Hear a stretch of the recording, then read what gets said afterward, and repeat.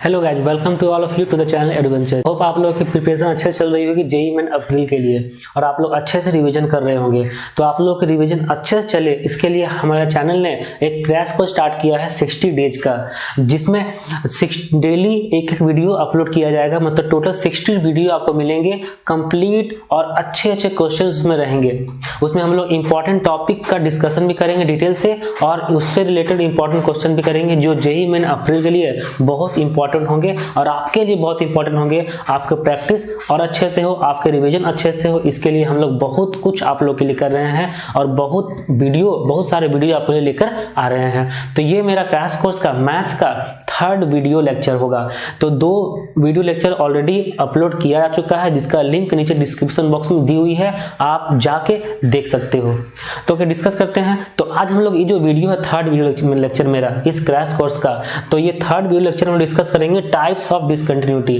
तो types of discontinuity से एक क्वेश्चन आता ही है जेईई मेंस में। अगर कंटिन्यूटी से एक क्वेश्चन पूछा जाता है तो टाइप्स ऑफ डिसकंटिन्यूटी से अच्छा क्वेश्चन बनता है। तो डिस्कस करते हैं कि टाइप्स ऑफ डिसकंटिन्यूटी में क्या क्या होता है और इससे कैसे क्वेश्चंस रहते हैं।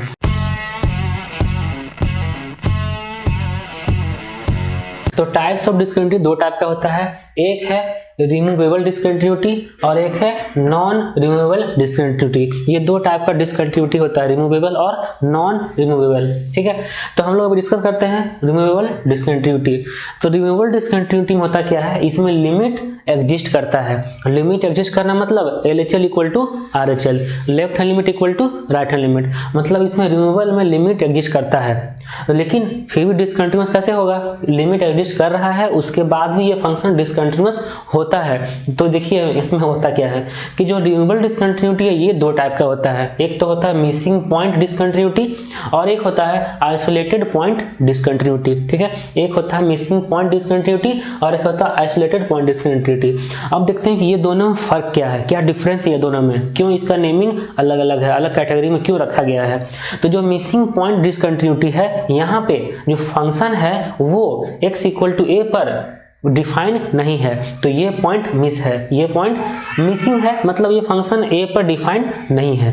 लेकिन ये जो कर्व बनाया गया है यहाँ पर LHL मतलब a से ठीक पहले जो फंक्शन वैल्यू है वो और x के ठीक बाद जो फंक्शन वैल्यू वो दोनों इक्वल है। तो LHL इक्वल टू RHL है, मतलब फंक्शन वहाँ पे लिमिट उसका एग्जिस्ट कर रहा है लेकिन फंक्शन डिफाइन नहीं है, तो मिसिंग पॉइंट डिसकंटिन्यूटी हो गया। क्योंकि LHL इक्वल टू RHL है तो फंक्शन का वैल्यू उस पॉइंट पर डिफाइन है ही नहीं, तो LHL equal to RHL equal to function value उस पॉइंट पर नहीं हो रहा है, मतलब ये फंक्शन कंटिन्यूअस नहीं है, तो फंक्शन डिसकंटिन्यूअस हो गया। देखिए missing point discontinuous, limit exist कर रहा है, LHL इक्वल टू RHL है लेकिन फंक्शन उस पॉइंट पर डिफाइन नहीं है, तो ये हो गया मिसिंग पॉइंट डिसकंटिन्यूटी।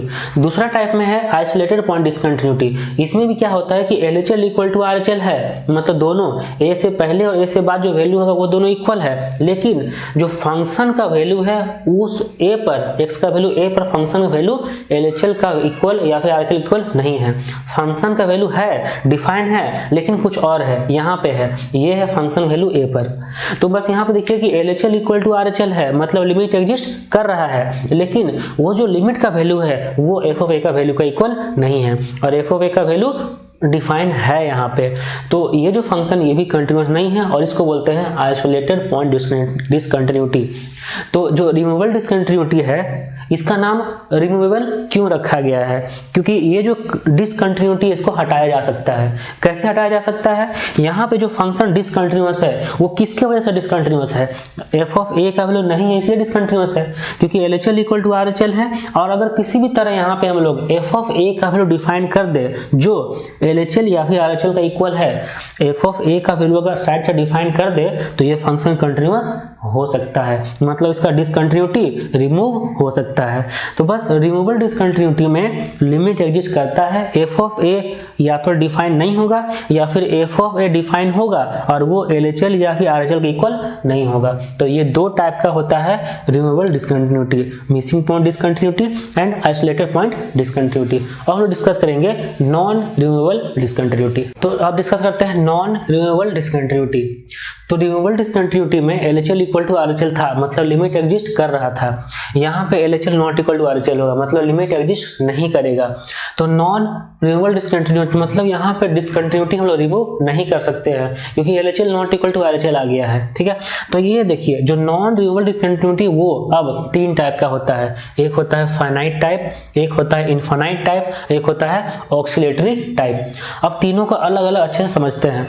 तो जो फाइनाइट टाइप डिस्कंटिन्यूटी है उसमें both LHL and RHL are finite but LHL not equal to RHL, मतलब LHL और RHL दोनों का दोनों वैल्यू फाइनाइट होना चाहिए लेकिन इक्वल नहीं होना चाहिए।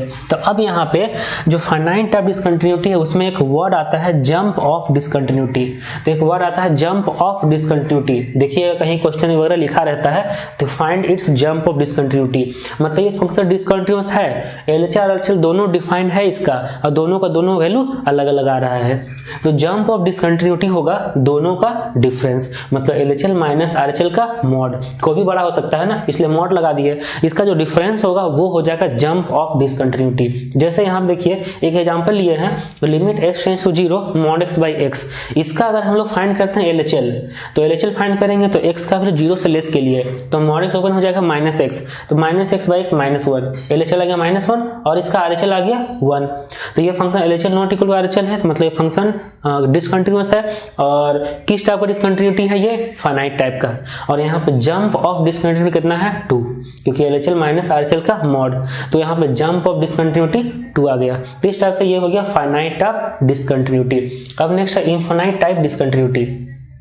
तो इनफाइनाइट टाइप में at least one of LHL and RHL is infinite, कम से कम दोनों में से कोई एक भी इनफाइनाइट हो जाएगा तो ये फंक्शन तो कंटिन्यूअस नहीं होगा ना, और उस टाइप का डिस्कंटिन्यूटी को बोलते हैं इनफाइनाइट टाइप डिस्कंटिन्यूटी। जैसे यहाँ पे एग्जांपल ले लिए हैं, limit x tends to 1 of x by 1 minus x, यहाँ पे LHL भी आ जाएगा इन्फिनिट। LHL देखिए यहाँ पे LHL कितना आएगा, यहाँ पे LHL आ जाएगा, जहाँ पे x है वहां लिखना है 1 माइनस h, तो ये हो जाएगा 1 minus h by 1 minus of 1 minus h। ठीक है, ये हो जाएगा 1 माइनस h बाई, ये हो जाएगा प्लस h, और h का वैल्यू 0 रखेंगे तो ये हो जाएगा इन्फिनिटी, और इसका RHL आ जाएगा, ये हो जाएगा 1 plus h by 1 minus 1 plus h। ठीक है, ये हो जाएगा 1 plus h by minus h, और ये फिर बन जाएगा माइनस इन्फिनिटी। देखिए कोई भी एक एटलीस्ट वन ऑफ LHL और RHL या तो इन्फिनिटी या फिर माइनस इन्फिनिटी बनना चाहिए। तो इस टाइप का ये हो गया है इनफाइनाइट टाइप डिस्कंटिन्यूटी, क्योंकि यहाँ पे LHL फाइनाइट नहीं है, RHL भी फाइनाइट नहीं है और दोनों इक्वल भी नहीं है उस टाइप से। अब नेक्स्ट है oscillatory type of discontinuity. Oscillatory type discontinuity में क्या होता है कि LHL या फिर RHL कोई फिक्स्ड वैल्यू, कोई यूनिक वैल्यू नहीं मिल पाता है, मतलब वो ऑक्सिलेट करता है। देखिए जैसे एग्जांपल लिए limit x tends to infinity of sin x, तो x का वैल्यू जब इन्फिनाइट होगा मतलब बहुत बड़ा नंबर होगा x का वैल्यू, तब वहां पे sin x का वैल्यू कितना होगा, तो sin x का वैल्यू वहां पे -1 से 1 के बीच में कुछ भी हो सकता है ना, तो कोई यूनिक वैल्यू नहीं मिल रहा है। तो जब यहाँ पे यूनिक वैल्यू नहीं मिलेगा या तो LHL या फिर RHL, तो ये हो जाएगा ऑक्सिलेटरी डिस्कंटिन्यूटी, क्योंकि इसका जो LHL या फिर RHL है वो ऑक्सिलेट कर रहा है -1 से 1 के बीच में, तो ये हो जाएगा ऑक्सिलेटरी टाइप ऑफ डिस्कंटिन्यूटी। और हम इस पे थोड़ा सा कुछ क्वेश्चन देख लेते हैं किस टाइप का क्वेश्चन इसमें रहता है। जैसे यहाँ पे क्वेश्चन है fx equal to 1 by ln mod x, मतलब log ऑफ mod x, उस log का बेस कितना है e, at x equal to 0, तो 1 बाई